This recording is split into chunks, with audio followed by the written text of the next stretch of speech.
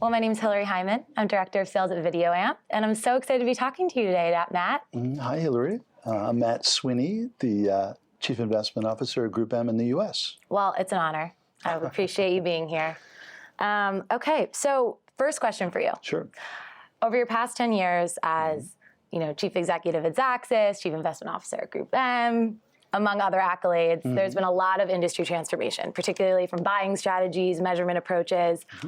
If you had to choose, what would you say was sort of the most pivotal change over the last 10 years that you've had to navigate as a leader? Well, I mean, it is how consumer consumption has changed and how people are engaging with screens across, obviously, home, on planes, traveling, commuting, all of that. I think that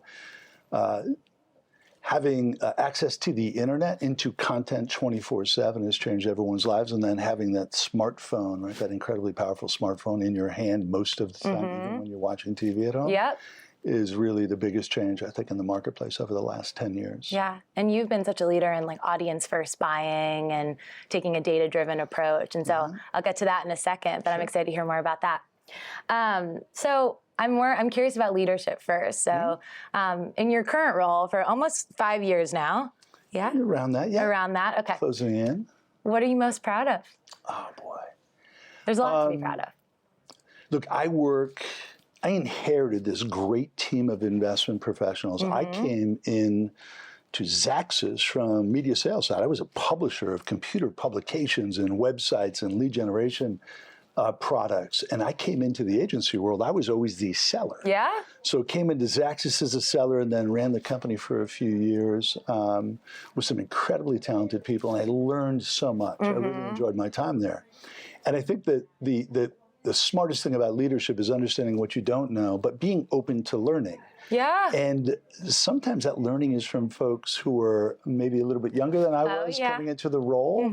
But it basically, I think, refreshed my career in ways that I didn't expect at the time, but I really, really appreciate now. Oh, that's awesome. So understanding what you don't know is okay. Totally. But being smart enough to then seek out the people and the information that can help you get up to speed quickly is vital. And that's true 10 years ago. It's also true today. Oh, yeah, for sure. Yeah. Yeah, I think that's a good thing to be proud of. You always have to be open to new perspectives and new people. I also want to say, when I came into Xaxis, again, I didn't bring a bunch of people with me. I'd been there working, and I identified talent and leadership in different functional areas of the business, and watching those people emerge as leaders back then, but even now today, to see where some of them have ended up has been a very proud moment. And the same thing here at GroupM. When I came into the Chief Investment Officer role, the idea was, here comes someone with Xaxis programmatic chops, audience-driven approach to this staid, old, upfront television marketplace. And I was blown away about how much experience and talent and how fortunate I was to just work with great, great people. And again, identifying those people, getting them into positions and trusting them to do their job is something I look back now and I'm very proud of. Love that answer. And I'm sure that the people who worked with you would agree with that and appreciate it back. Yeah, I think so. I think so. I think so. Well, we talked about audience-first approach, so let's go there. So you have always sort of, in your time at Xaxis GroupM, as you said, been sort of data-driven, audience-first, and you've seen this transformation to sort of content everywhere, right? Follow the audience.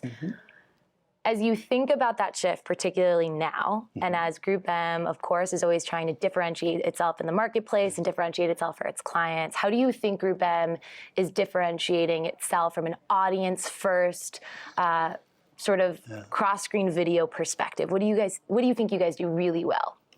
Well, I think, when you say cross-screen, I think of it as converged video. Yes, there you go. And the reality over the last 5 years, but even my time at Xaxis, is unfortunate reality is that some of the data technology and media companies in the marketplace, and some of the agencies, overpromise and underdeliver. Okay. Right? And I'm going to go back to 2007 when the smartphone was first launched, when Apple first launched that.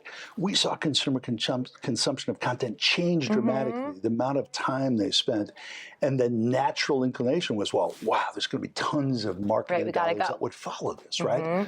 But how you engage, how you leverage the data, leverage that screen, and make sure that the frequency and the messages work on that screen, it's taken a long time. Yeah. It was the year of mobile for at least 10 years. Fast forward into sort of converged video or data-driven video or addressable TV. Or all the terms we have. All of those terms. If we look back and look at the press releases over the last 5 years, I'm going to say that 95% of them were a little early or outright just not real. And so I think our approach has always been sort of a reality-based approach to the marketplace, but also looking for innovation for ways to test. So in the converged video space now, we have clients and brands within the portfolio that will buy targeting based on a demo, but also on an advanced audience. Yeah. Same brand. They'll also activate that demo or audience, they'll activate it with an IO, programmatic guaranteed, biddable. They'll also measure the success of those campaigns with different metrics and KPIs. And the reality is, like, we're also talking about different currencies right now. Like, the fact is, where I'm going next. You have to be a jack of all trades. You have to be incredibly flexible. Yes. You have to be pushing where it makes sense, and you've got to test and learn. So I think we've done a really good job of being realists in the marketplace, but also understanding what works and what doesn't work. And I'm more excited about what does work today than I was maybe a year or two ago, when I thought a lot of it was a little early. Can you elaborate on that? What are you really excited about this year? So converged video, I talk about all those different ways that that marketers are engaging with audiences. And so when they want to engage with an audience, you know, we need a target audience, right? Again, I mentioned demo and measured advanced audiences. We need to figure out, like, okay, how is that going to be activated? And then how do you leverage and measure, right, frequency? The message that's being delivered across all these different touch points, it's really complicated and really hard to do. It is. And that's okay. Hard and complicated are okay. What I think I'm most proud of is, one of the things I'm most proud of is, like, it doesn't have to be perfect. It doesn't have to be 100%, but we do have to be able to show clients who've had advantage in a traditional upfront marketplace how those advantages migrate into a marketplace that's going to be a little bit demo-based, a little bit advanced audience-based. So that's what I'm most excited about. I don't know if I was sitting here 2 years ago that I thought we were ready for it. A lot of people said they were ready, and I'm talking about some companies in the space, but same thing around currencies. Everyone's, oh, you know, next year's upfront. This is a year and a half ago. Next year's upfront's going to be traded on a different currency.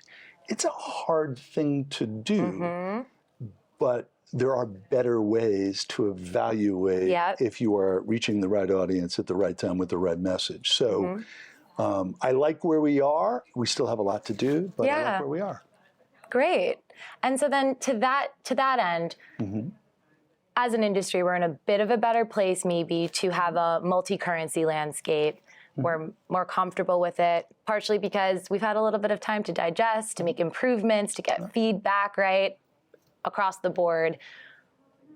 How do you feel going into maybe the end of 24, 25 onward? What does a multi-currency landscape look like for you and your clients? Is it a little bit of test in here? Is it we go full in on some clients where it makes sense?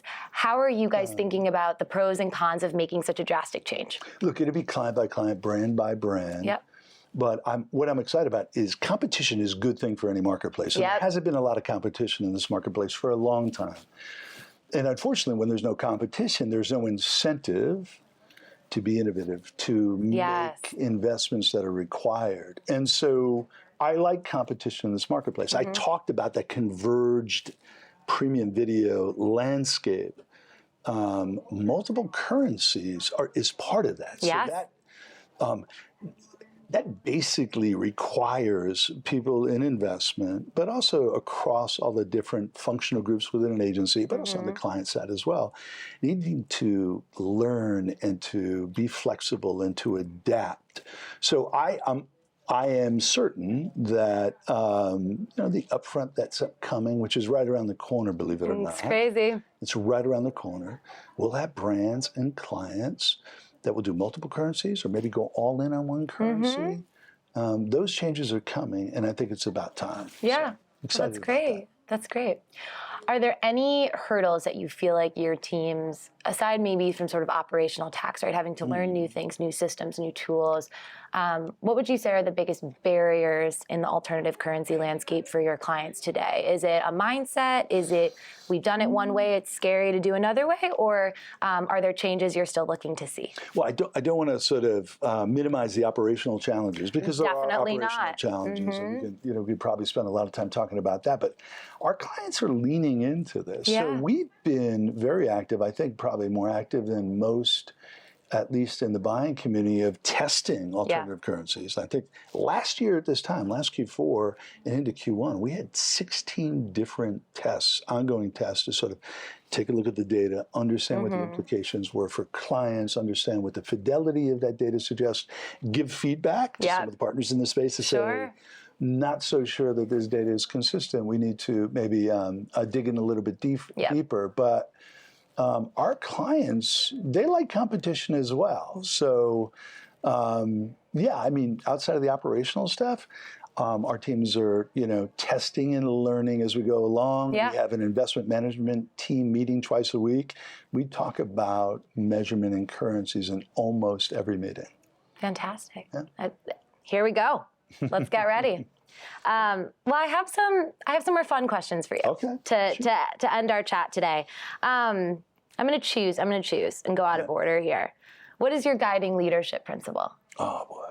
I know that's actually a hard one to start. Leading with empathy.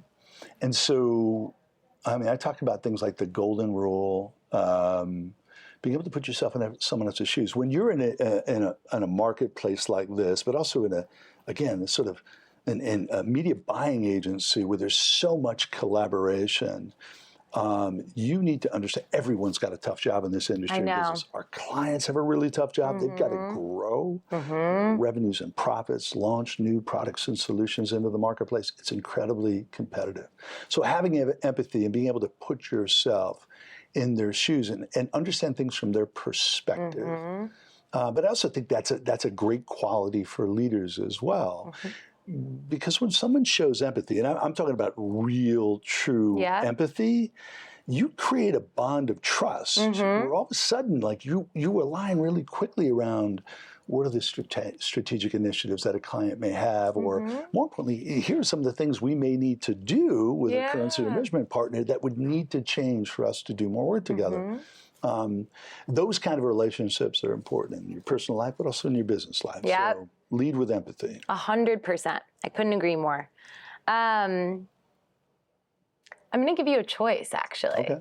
Yeah. Would you prefer to tell me what book or podcast has maybe helped you the most in your professional life? Or would you prefer to share a productivity hack that you think helps you be your most productive and best self on a day-to-day? I don't know if I would call it a hack. Okay. But what I will say is that I recognized, and again, sort of and maybe my wife helped me recognize this as well. As they often do. I was so caught up in news cycles and was so concerned about the future of this country and democracy. And while it's talk about complicated. I mean, it's a difficult thing to see the country going in a direction that you just don't understand. I know. And talk about empathy. I can't get myself in the head of some of the people who think that a certain way that the country should go in a certain way. So I will say that. And what I finally stopped doing is I stopped looking at social media platforms. I have too. I stopped listening or maybe spending too much time with news. There are a few outlets that I trust. Of course. That have journalistic integrity that I trust. And I started listening a lot to, like, I drive in the morning. I come in from Connecticut. I come in at 5:30 in the morning. I listen to CNBC and Bloomberg Radio. So I want to know what's happening in the marketplace. And by the way, understanding what's happening in the marketplace, who would have ever thought that interest rates, right, in the Fed would have such an impact on the advertising business and the media business more broadly? So that, for me, as I come into the office, I feel like prepared to talk about macroeconomic issues potentially, but also I'm hearing about, how companies in our portfolio, but also competitive companies are sort of talking about their growth and reporting the results. Yeah. And that's been a really good thing for me. And you're hearing a more macro conversation, right? Instead of these little snippets that can 100%. What you're saying, it resonates because I've got 4 kids, but my 2 oldest kids are in college, and I get worried about where they get news and how they're informed. I had my son send me stuff, and I'm like, dude, I mean, the source is incredibly important. You have to understand where this information is coming from, because you have to know what to trust. And I think that's more important today than it's ever been. And a lot happens in a day. A lot happens. Not only one thing happens in a day. But understanding just a tiny bit about the Fed and interest rates and what economists are saying about the marketplace. A year ago from now, there was a recession. Was it going to be hard or soft landing? Interest rates were going up, and all of a sudden we were talking about consumer confidence and whether or not marketers were able to sort of pass along inflationary costs to consumers. That's not one. I read a snippet in social media. Right. That accumulates, and sort of the viewpoints were diverse, and they evolved over time. And so I think that's important whenever you're learning or trying to stay on top of something, understanding a lot of what you're reading or thinking about is a moment in time, and things do evolve. Exactly. I know. I agree with you. Well, that's a great way to end. Perfect. Okay, well, perfect. Thank you so much, Matt. Thanks, Hilary. Appreciate it. Thank you.